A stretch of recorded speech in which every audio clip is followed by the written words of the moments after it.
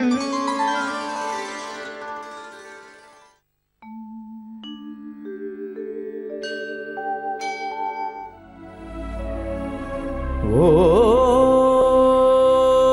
నమో నారాయణాయ.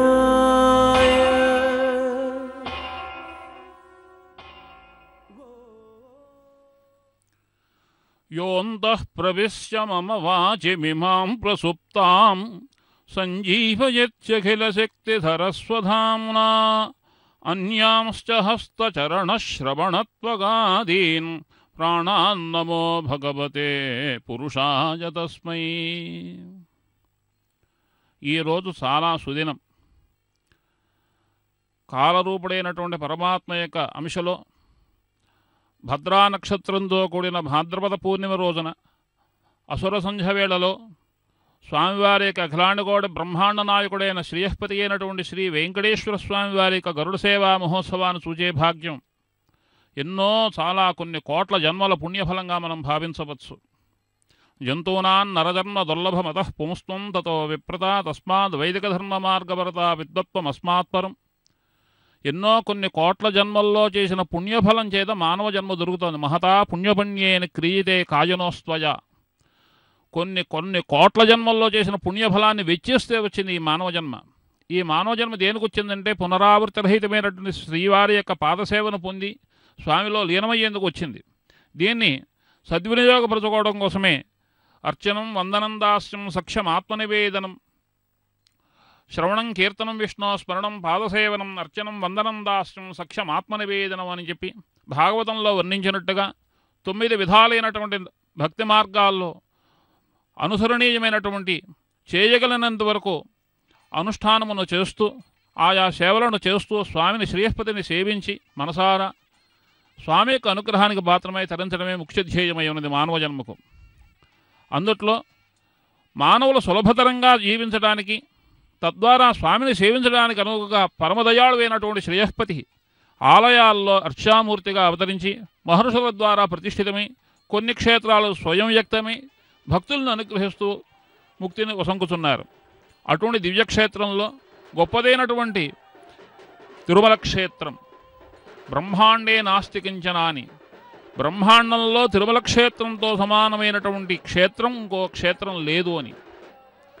ఇన్ని కోట్ల బ్రహ్మాండాల్లో ఈ భారతావనిలో ఈ వైకుంఠం అనే కలియుగంలో భూలోకంలో వెలసినటువంటి వైకుంఠంగా మనం చెప్పుకోవచ్చు. వైకుంఠం నుంచి క్రీడాచలంగా పేరు పొందినటువంటి ఈ శేషాద్రి కొండను ఆదిశేషుడు తీసుకొచ్చి భూలోకంలో ప్రతిష్ఠించినట్టుగా స్వామి యొక్క ఆజ్ఞ మేరకు అక్కడ స్వామి నివసిస్తున్నట్టుగా మనకి పురాణాలు బోధిస్తున్నాయి. ఇటువంటి క్షేత్రంలో ఈ కొండకు అనేకములైనటువంటి శిఖరాలు ఉండడం వల్ల అనేకములైన పేర్లు ఉన్నాయి. గరుడాద్రి, వెంకటాద్రి, శేషాద్రి ఇలాగా. కృతే వృషాద్రిం వక్ష్యంతి త్రేతాయామంజనాచలం ద్వాపరే శేషశైలంతు కలౌ శ్రీ వెంకటాచలం.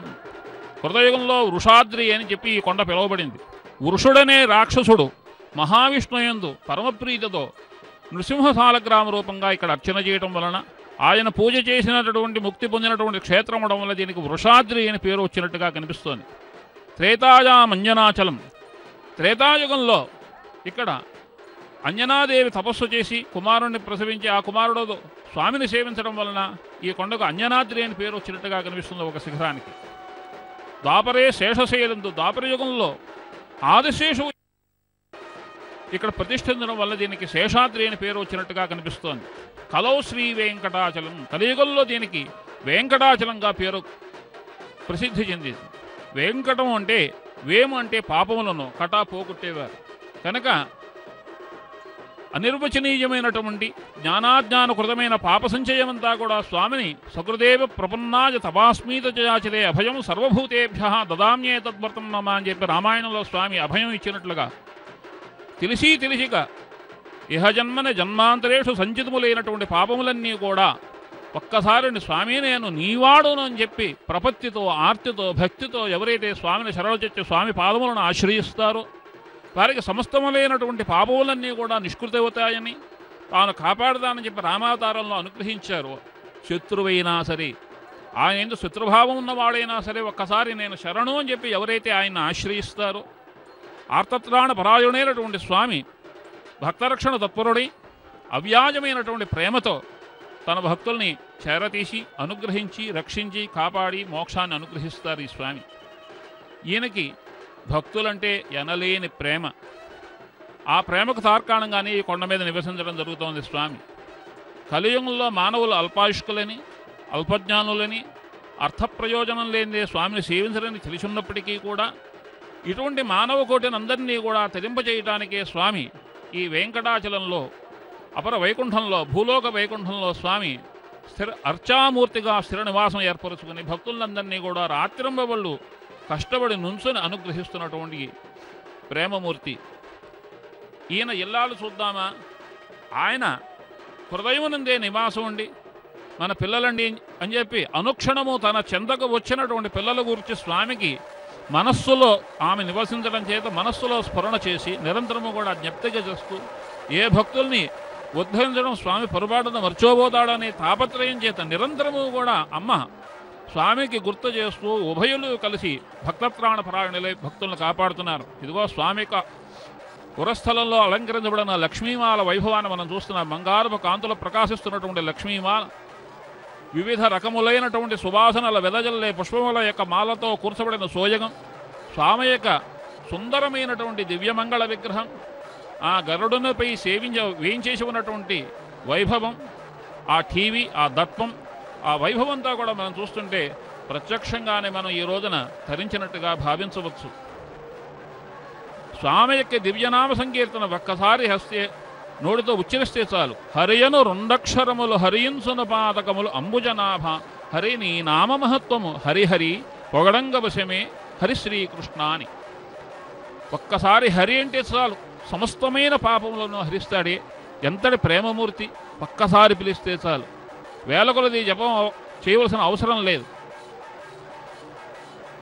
కనుక అభ్యాసవశం చేత ఇన్ని కోట్లు జపం చేయాలి, ఇంత జపం చేయాలి అని అనుకోవసరం లేదు. మనస్ఫూర్తిగా మనస్సు నిలిపి భక్తితో ఆర్తితో ప్రేమతో ఒక్కసారి పిలిస్తే పలికే దైవమే శ్రీ వెంకటేశ్వర స్వామి. అటువంటి వెంకటేశ్వర స్వామి యొక్క గరుడ సేవ మహోత్సవాన్ని మనం ఇక్కడ ప్రత్యక్షంగాను రాలేనటువంటి భక్తులకు అనుగ్రహించి శ్రీ తిరుమల తిరుపతి దేవస్థానం సౌజన్యంతో ఏర్పాటు చేయబడిన శ్రీ వెంకటేశ్వర భక్తి ఛానల్ ద్వారా సౌజన్యం ద్వారా ఇండ్లల్లోనే ఉండి స్వామిని సేవించుకునే భాగ్యం మనకి కల్పించారు. ఇది ఎంతో అదృష్టం. ఈ స్వామి యొక్క వైభవాన్ని చూస్తుంటే వాహన మండపంలో చక్కగా అలంకృతులై స్వామి గరుడ వాహనాన్ని అధిష్ఠించి బయలుదేరి వస్తున్నారు. గరుత్మాన్ గరుడస్తాక్షో వైనతే జస్థగేశ్వర నాగాంతకో విష్ణురథ సుపన్న పన్నగాశన. స్వామి గరుత్మంతుని అధిష్ఠించారు. నిఘంటుగారులు కూడా గరుత్మంతుని యొక్క పేర్లను నిర్ధారించి ఉన్నారు. గరుత్మాన్ గరుడ తార్క్ష్య వైనతేయ ఖగేశ్వర నాగాంతక విష్ణురథ సుపర్ణ పన్నగాశన. ఈ రీతిగా అనేకములైనటువంటి పేర్లు అమరకోశ నిఘంటువులో వర్ణించబడినాయి. ఇందుట్లో గరుత్మంతుడు వేదమయుడని వేదరూపుడని వేదములను అధిష్ఠించిన పరమాత్మ వేదవేద్యుడని ఉపనిషత్సారం చేత ప్రతిపాదింపబడిన పరబ్రహ్మ అని మనకి వేదముల్లో పురాణముల్లో శాస్త్రముల్లో కనిపిస్తోంది. అటువంటి అవ్యాజమైనటువంటి పరమాత్మను సేవించడం వలన మనకు భక్తి జ్ఞాన వైరాగ్యములు కలగాలని తద్వారా స్వామికి అనుగ్రహం కలగాలని చెప్పి చిత్తశుద్ధి కలగాలని చెప్పి నిరంతరము కూడా మనం సేవించాలి. నిరంతరం సేవించలేనటువంటి వారికి కనీసం పూర్ణిమ రోజునైనా మనం సేవించాలి. పూర్ణిమ నాడు ప్రదోష వేళ స్వామిని సేవించడంలో ఒక అత్యద్భుతమైనటువంటి ప్రయోజనం ఉన్నది. ఏమిటంటే కాలమానం పరమాత్మ స్వరూపంగా భావన చేసినప్పుడు ఇందుట్లో మానవుల యొక్క కాలపరిమితి, దేవతల యొక్క కాలపరిమితి, అలాగే పితృదేవతల యొక్క కాలపరిమితి ఇలా వర్ణించినప్పుడు మానవులకు 24 గంటలుగా అహోరాత్రములుగా రాత్రింబవళ్ళుగా కనిపిస్తున్నది. ఇదే పితృదేవతలకి మానవులకి వ్యత్యాసం, దేవత ఋషులకి వ్యత్యాసం ఏమిటంటే నెల ఒక రోజుగా కనుక గమనించినట్టయితే శుక్లపక్ష పూర్ణిమ అష్టమి నుంచి బహుళపక్ష అష్టమి వరకు కూడా రాత్రిగాను, బహుళపక్ష అష్టమి నుంచి శుద్ధపక్ష అష్టమి వరకు పగటిగాను వర్ణించారు. పగటి భాగం అంతా కూడా పితృదేవతలకు పగటి కాలం అవడం వలన అంటే కృష్ణపక్ష అష్టమి నుంచి శుక్లపక్ష అష్టమి వరకు పగటి భాగం అవడం వలన మధ్యాహ్న సమయం అవడం వలన అమావాస్య రోజున పితృదేవతారాధన చేస్తారు. అదే దానికి దేవతాకాల ప్రమాణంలో కృష్ణపక్ష అష్టమి నుంచి శుక్లపక్ష అష్టమి వరకు రాత్రి భాగం అవడం వలన, ఇది దేవతలకు పగటి భాగం అవటం వలన పూర్ణిమ రోజు స్వామికి మధ్యాహ్న సమయం అవుతుంది. అంటే స్వామికి భక్తుల్ని చల్లగా అనుగ్రహించే దృష్టి ఉన్నది అని చెప్పి తెలుస్తుంది. 16 కళలు సమగ్ర సంఖ్య ఏమిటి అంటే 16. ఈ 16 కళలతో నిండి ఉన్నటువంటి చంద్రుడు అప్పుడు అమృతమయమైన కిరణములు కలిగినటువంటి చంద్రుడు ఎప్పుడు ఉంటాడు? పూర్ణిమ నాడు ప్రకాశిస్తాడు. అమృతమయమైన కిరణముల వెదజల్లే పూర్ణిమ రోజున అమృత స్వరూపుడైనటువంటి పరమాత్మ తన ప్రియమైనటువంటి గరుడ వాహనాన్ని అధిష్ఠించి భక్తులను అనుగ్రహించడం కోసం ఆయన యొక్క దర్పాన్ని చూపిస్తూ ముందు భద్రగజములు, అశ్వములు, వృషభములు, వేద పండితులు, భక్తులు, గోపాలకులు ఈ రీతిగా గానం చేస్తూ నృత్యం చేస్తూ వారి యొక్క భక్తులన్నీ కూడా స్వామికి ప్రకటిస్తూ వేదవేత్తలైనటువంటి దివ్యములైనటువంటి మంత్రఘోష వేదఘోష చేస్తూ, అలాగే వైష్ణవ స్వాములందరూ కూడా తమ ఆచార్య స్వాములైనటువంటి రామానుజాచార్య స్వామి వారు చూపించినటువంటి దివ్య ప్రబంధాది గోష్ఠుల ద్వారా స్వామిని సేవిస్తూ తిరుమల 4 మాడవీధులలో భక్తుల్ని అనుగ్రహించడానికి అందరూ వచ్చి తన్ని సేవించలేకపోయినటువంటి భక్తులందరినీ కూడా అనుగ్రహించడం కోసమా అన్నట్లుగా వాహనాన్ని అధిష్ఠించి నేనే స్వయంగా వస్తున్నాను మేము ఈ దగ్గరికి అని చెప్పి ప్రతి భక్తునికి స్వయంగా సమర్థవంతంగా తృప్తిగా దర్శనాన్ని ఇవ్వడం కొరకు స్వామి వాహన సేవను అధిష్ఠించినటువంటి వాడి ఈ గరుడ వాహనం పైన ఈ రోజున తిరుమల క్షేత్రంలో విహరిస్తున్నారు. ఈ వాహన క్షేత్రంలో ఈ వాహనం పైన స్వామి విహరించడాన్ని చూస్తుంటే ఇక్కడ ఉన్నటువంటి మానవులందరూ కూడా క్రితం జన్మల్లో చేసినటువంటి ఫలం చేత ఈ రోజున స్వామిని సేవిస్తున్నారా అని అనిపిస్తున్నది. ఇది సామాన్యమైనటువంటి విషయం కాదు. నాణ్యస్య తపసః ఫలం. కొంచెం పుణ్యం చేస్తే మనకి దొరికే అదృష్టం కొంతగా ఉంటుంది. కానీ వెంసలైనటువంటి పుణ్యం చేస్తే కానీ ఈ స్వామి యొక్క వైభవాన్ని చూడటం కానీ, స్వామి గురించి వినడం కానీ, స్వామి యొక్క సేవలో పాల్గొనడం కానీ మనకు దొరకదు. అందుకనే వేదం చెప్పింది ఒక చోట, సూషాచమే సుదినంచమే. ఈరోజు ఉషస్సు అంటే సూర్యోదయం, ఎంత మంచి సూర్యోదయం. ఈరోజు కదా స్వామిని మనం చూడగలిగాం, స్వామిని చూసే భాగ్యం మనకు కలిగింది అని చెప్పి ఈ రోజున స్వామివారి యొక్క వైభవాన్ని మనం సేవించడం, వినటం, చూడటం అనే 3 ప్రక్రియల ద్వారా మనకి అనుభూతిలోకి వచ్చి స్వామికి అనుగ్రహం మన మీద ప్రసరిల్లుతోంది. ఇది సామాన్యమైన విషయం కాదు. స్వామి ఎటువంటి వారంటే స్వామిని సేవించాలంటే త్రికరణ శుద్ధిగా పూజ చేయాలి. ఒకటి మనస్సు నిలబడాలి స్వామి యొక్క పాదపద్మాల మీద. 2 నోటి చేత నోటి నిండా స్వామి యొక్క మంగళకరములైనటువంటి నామములు మన నాలుకపై నర్తిల్లాలి. అలాగే మన యొక్క చేతులు స్వామి యొక్క సేవలో అవి నిరంతరము కూడా సేవిస్తూ స్వామి యొక్క పూజ కోసం పూలను సేకరించడం, పూజకు కావలసిన ద్రవ్యములని సమకూర్చడం, పూలను మాలలుగా కట్టడం, పూజకు కావలసినవన్నీ సమకూర్చడం, నైవేద్యానికి కావలసినవన్నీ సిద్ధం చేయడం, ఆయా ఉపచారములకు ఏవి అవసరమో అవన్నీ కూడా సమకూర్చి నిరంతరము స్వామిని సేవించడం ద్వారా స్వామికి అనుగ్రహం కలుగుతుంది.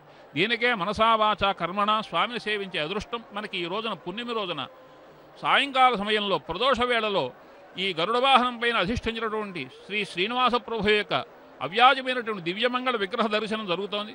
ఈయన ఎటువంటి వారంటే అనేక కోటి కందర్ప దర్ప పటిమ పటీయాన్ శ్రీ శ్రీనివాస అంటారు. ఈయన సామాన్యంగా దేవతలలో మన్మథుడు అని ఒక దేవత ఉన్నారు. ఈయన మనస్సులోనే ఉద్భవిస్తాడట.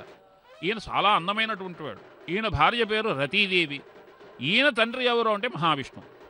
అంటే మన్మథుడే అందంగా ఉన్నాడు అంటే కొన్ని కోట్ల మంది మన్మథులు రాశీభూతమైతే ఆ అందమంతా ఎలా ఉంటుందో అటువంటి అందమైనటువంటి ఆనందమయుడైనటువంటి అందం ఒకటే కాదు, ఆనందమయుడైనటువంటి వేదవేద్యుడైన పరమాత్మ ఈ అర్చారూపంలో గరుడ వాహనం మీద అధిష్ఠించి తిరుమాళ వీధులలో మనకి దర్శనాన్ని ఇస్తూ మన అనుగ్రహిస్తున్నారు. అటువంటి స్వామిని చక్కగా మంగళగీతికల చేత విని ఆనందించి స్వామి సేవించి తరిద్దాం. గణపదిలే ఇటు గరుడని నీవెక్కినను పటపటది కొలువ గణపదిలే ఇటు గరుడని నీవెక్కినను పటపటది కొలువ గణపదిలే ఇటు గరుడని నీవెక్కినను పటపటది కొలువ గణపదిలే ఇటు గరుడని నీవెక్కినను ఇటు గరుడని నీవెక్కినను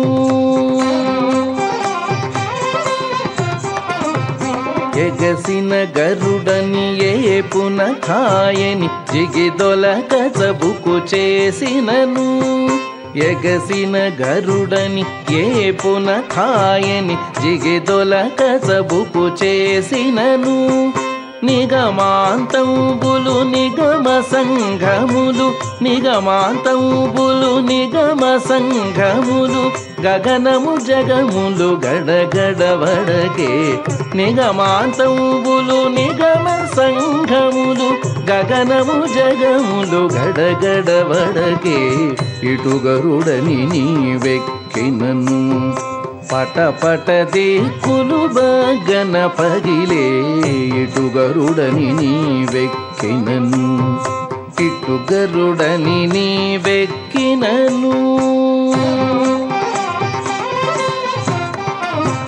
బిరుసుగ గరుడని పేరెము దోలుచు బెరసి నీవు కోపించినను బిరుసుగ గరుడని పేరెము దోలుచు బెరసి నీవు కోపించినను సరుసనఖిలములు జర్జరితములై సరుసనఖిలములు జర్జరితములై తిరుపునలుగడ దిరదిరదిరిగే సరుసనఖిలములు జర్జరితములై తిరుపునలుగడ దిరదిరదిరిగే ఇటు గరుడని నీవెక్కినను పటపట దిక్కులు బగన పగిలే ఇటు గరుడని నీవెక్కినను ఇటు గరుడని నీవెక్కినను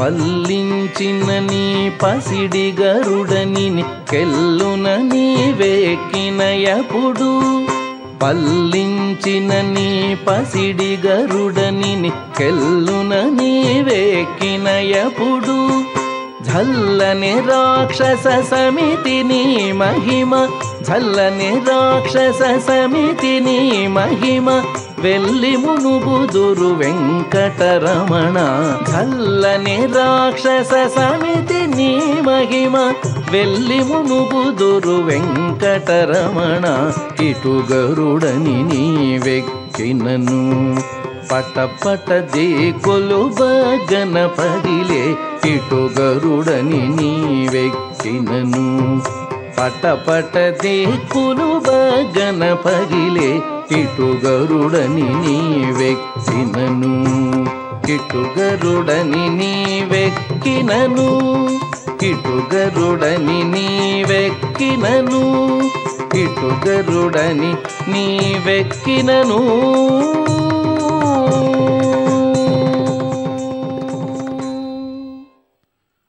ఉద్ఘాట్య యోగ కలయా హృదయాబ్జకోశం ధన్యైశ్చిరాదపి యథార్చి గృహ్యమాణః యః ప్రస్ఫురత్య విరతః పరిపూర్ణరూపః శ్రేయస్సమే దిశతు శాశ్వతగం ముకుందః.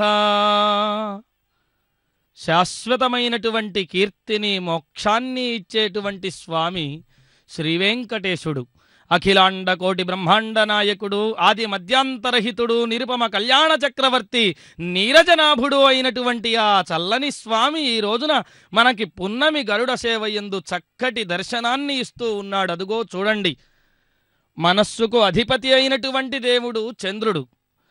అలాంటి చంద్రుని వల్ల మనస్సు శాంతపరుతుంటే ఆ మనస్సులో ఉండేటువంటి కామ క్రోధ లోభ మోహ మదమాత్సర్యాలనేటువంటి అరిషడ్వర్గాలను హరించేటువంటి శ్రీహరి ఆ వాహనంపై గరుడ వాహనారూఢుడై మనందరికీ కూడా దర్శనమిస్తూ ఉన్నాడు. అసలు వాహనం పైన ఉన్నటువంటి స్వామిని దర్శిస్తే చాలు జన్మ జన్మలలో చేసినటువంటి పాపములన్నీ కూడా పటాపంచలైపోతాయి. అదుగో షోడశ కళోపేతుడైనటువంటి చంద్రుడు ఎంతో అద్భుతంగా ఆకాశ మార్గంలో విహరిస్తూ తన అధిపతి అయినటువంటి తన కన్నులతోటే తాను చూస్తున్నట్లుగా ఆ గరుడ సేవను వీక్షిస్తూ మనందరి మీద కూడా స్వామి యొక్క చల్లని చూపులను ప్రసరింపజేసే విధంగా చేస్తూ ఉన్నాడు. అలాంటి గరుడ సేవను మనమందరం కూడా ఈరోజు వీక్షిస్తూ ఉన్నాం. సకల జన మనోరంజన నేత్రోత్సవకారిణి నిఖిల జగద్రక్షక కరుణా ప్రసారిణి అఖిల భువన జన సదానందదాయిని సకల జన హృదయ మన సంతోషదాయిని శ్రీనివాస పున్నమి గరుడ సేవా ప్రదర్శిని పరమ భక్త కోటి జన సందోహ సంధాయిని సకల భక్త హృదయ సంభావ సంతోషిణి శ్రీ వెంకటేశ్వర భక్తి ప్రసారిణి భవభయ సంహార తారిణి భవభయ సంసార తారిణి.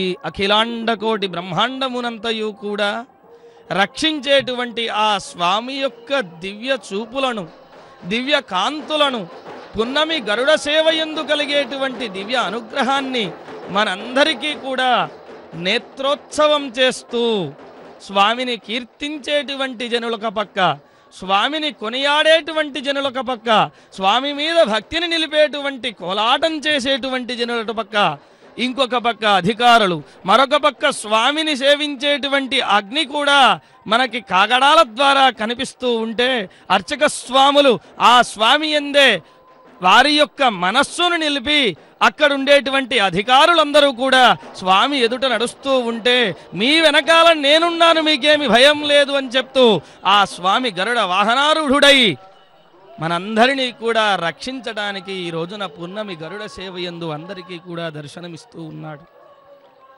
ఆ స్వామి అలంకార ప్రియుడు. అందుకనే ప్రకృతి నుంచి వచ్చినటువంటి పుష్పములన్నీ కూడా ఆ స్వామిని అలంకరించినాయి చూడండి. అందుకనే ఆ పుష్పములే ధన్యములైనాయి. ఆ పుష్పములన్నీ కూడా ఈ రోజున ఆ స్వామిని ఆశ్రయించి ధన్యత గావించాయి. స్వామి అంటాడు ఒకనాడు, వైకుంఠం వా పరిత్యక్త్వా గంతుం ఆగతోస్మి నా భక్తానాం మనాంసి. భక్తుల యొక్క మనస్సును మాత్రం నేనెన్నడూ వీడను, వైకుంఠాన్నైనా విడిచిపెట్టి ఉంటాను కానీ భక్తులను విడిచిపెట్టను అని చెప్పి ఆ స్వామి తనకు తానే చెప్పాడట. అలాంటి అందమైనటువంటి మోము గలవాడు ఆ స్వామి. అదుగో ఆలయ శిఖర గోపురం కూడా మనకు మధ్యలో కనిపిస్తూ ఉన్నది. సప్త కలశాలతో విరాజిల్లుతున్నటువంటి సప్త సముద్రాలు కూడా, పవిత్రతగాంచినటువంటి సప్త సముద్రాలు కూడా అక్కడే ఉన్నాయా అన్నట్లుగా ఆ శిఖర దర్శనం మనకు కనిపిస్తూ ఉన్నది. ఏనాడైనా స్వామి దర్శనం కాని రోజున స్వామి యొక్క విమాన దర్శనమా లేదా శిఖర దర్శనమా చేసుకుని వచ్చినట్లయితే స్వామిని చూసినంత పుణ్యం కలుగుతుంది అని చెప్పి శాస్త్రాలు చెప్పబడి ఉన్నాయి. శ్రీమనోహరమి పదాంబుజధామమగు సౌందర్యమద్భుతమే మనంగలవాడను నా స్వామి మన్నన నీవే ప్రేరణ సేతువో నది నా మతించి గురించుచుండగా నేమమువు నివచింతు దానినే నీ క్షమక్షమునన్. అందరూ కూడా ఆ విధంగానే అంటూ ఉంటారు. ఆ స్వామి ఏది పలికిస్తాడో, ఆ స్వామి ఏది చేయిస్తాడో, ఆ స్వామి దేనినైతే పూనుకుంటాడో దానినే మనం చేస్తూ ఉంటాం. నరత్వం దుర్లభం లోకే విద్యా తత్ర చ దుర్లభ, కవిత్వం దుర్లభం తత్ర శక్తిస్తత్ర సుదుర్లభ అని చెప్పారు పెద్దలు. అంటే ఈ జన్మలో నరత్వం ప్రాప్తించడం అంటే చాలా కష్టం, అందులోనూ విద్య ప్రాప్తించడం అంటే అంతకంటా కష్టం. దానిని కూడా ఒక సరైన పద్ధతిలో పెట్టడం అంటే ఇంకా చాలా కష్టం. అది అందరూ మెచ్చేదిగా ఉండాలి అని అంటే ఇంకా ఎంతో కష్టం. మరి అలా ఉండాలి అంటే ఎవరి అనుగ్రహం కావాలి అని అంటే ఆ స్వామి యొక్క దివ్య అనుగ్రహం కావాలి. నీవే తప్ప ఇతఃపరం బెరుగను అన్నట్లుగా నీవు తప్ప నాకెవరు లేరు అని చెప్పి ఆ గజేంద్రుడు ఆనాడు రక్షించమని అడగగా అతనిని అన్నీ వదిలిపెట్టేసి పరిగెత్తుకు వచ్చి నా భక్తుడి యొక్క ఆర్తనాదాన్ని వింటే చాలు నేను పరిగెత్తుకు వస్తాను అని చెప్పి ఆ స్వామి తనను తాను మర్చిపోయి రక్షించాడు. అలాగే ఈ రోజున మనందరినీ కూడా రక్షించడం కోసం గరుడ వాహనారూఢుడై 4 దిక్కులకి కూడా వెళుతూ ఆ మాడ వీధులలో విహరిస్తూ, మాడ వీధులలోనే కాదు జనుల మనస్సులో కూడా విహరిస్తాను అని చెప్తున్నాడు ఆ స్వామి మనందరికీ కూడా. అందుకనే పంచ జ్ఞానేంద్రియాలు మనకు స్వామియే ఇచ్చాడు. కాబట్టి ఇలాంటి సేవలలో ఆ జ్ఞానేంద్రియాలను ఉపయోగించి ఆ దివ్యమైనటువంటి స్వరూపాన్ని చూడటం కోసం కన్నులను, స్వామి యొక్క దివ్య నామాన్ని జపించడం కోసం నాలుకను, స్వామి యొక్క దివ్య మంత్రాలను వినడం కోసం, దివ్య భాషణాలను వినడం కోసం చెవులను, ఇక స్వామి ధరించినటువంటి పూలను ఆఘ్రాణించడం కోసం ముక్కును, ఆ స్వామి యొక్క దివ్య పుష్పాలు ఏవైతే ఉంటాయో వాటిని స్పృశించడం కోసం మన చర్మమును కూడా ఉపయోగించి ఆ స్వామి యొక్క దివ్యమైనటువంటి మంగళ విగ్రహాన్ని పంచ జ్ఞానేంద్రియాలతో కూడా మనం సేవించేటువంటి అవకాశం దొరికినది. కాబట్టి ఈ రోజున పున్నమి గరుడ సేవలో ఉండేటువంటి స్వామిని తిలకించినట్లయితే పునర్జన్మయేవ నభవతి. పున్నమి గరుడ సేవలో ఉన్న స్వామిని తిలకించినట్లయితే శాశ్వతమైనటువంటి మోక్షం మనకు కలుగుతుంది. కాబట్టి అలాంటి స్వామిని దర్శించి స్వామికి నమస్కరించి గోవిందా అనేటువంటి ఒక్క నామముతో స్మరిస్తే చాలు, మనందరినీ కూడా రక్షించేటువంటి వాడు. గాం విందతీతి గోవిందః. గాం ఇదేనైనా భూమి అనేటువంటి అర్థం కూడా తీసుకున్నట్లయితే ఈ భూభారాన్నందిటినీ కూడా రక్షించేటువంటి వాడు వాడే. కాబట్టి ఏడుకొండల రేడు, ఆ ఏడుకొండల రేని గరుడ వాహన సేవ, పున్నమి గరుడ వాహన సేవ. అందులోనూ అదుగో చంద్రుడు కూడా అప్పుడప్పుడు ఆ సేవను తిలకించడం కోసం మధ్య మధ్యలో వస్తూ ఉన్నాడు. మనఃకారకుడైనటువంటి వాడు, మనస్సుకు సంతోషాన్ని కల్పించేటువంటి వాడు ఆ చంద్రుడు. ఆ చంద్రుడు చూస్తుండగా, చంద్రుని చల్లని కిరణాలు పడుతుండగా గరుడు ఏ విధమైనటువంటి భారాన్ని పొందకుండా తనపై ముల్లోకాలను కాచేటువంటి స్వామిని నిలుపుకుని మనందరినీ కూడా రక్షించడానికి వస్తూ ఉన్నాడు. సంతానహీనులైనటువంటి వారు ఎవరైతే ఉంటారో ఆ గరుడుని గనక సేవించుకున్నట్లయితే వారికి సంతానం కలుగుతుంది. అందులోనూ ఈ రోజున గరుడుడి మీద ఉన్నటువంటి వెంకటేశ్వరుని గనక సేవించుకున్నట్లయితే ఈ విధంగా అవకాశం పున్నమి గరుడ సేవ నాడే మనకి దొరుకుతుంది. కాబట్టి ఆ స్వామిని తిలకించి మనందరం కూడా పులకించి స్మరిద్దాము, తరిద్దాము.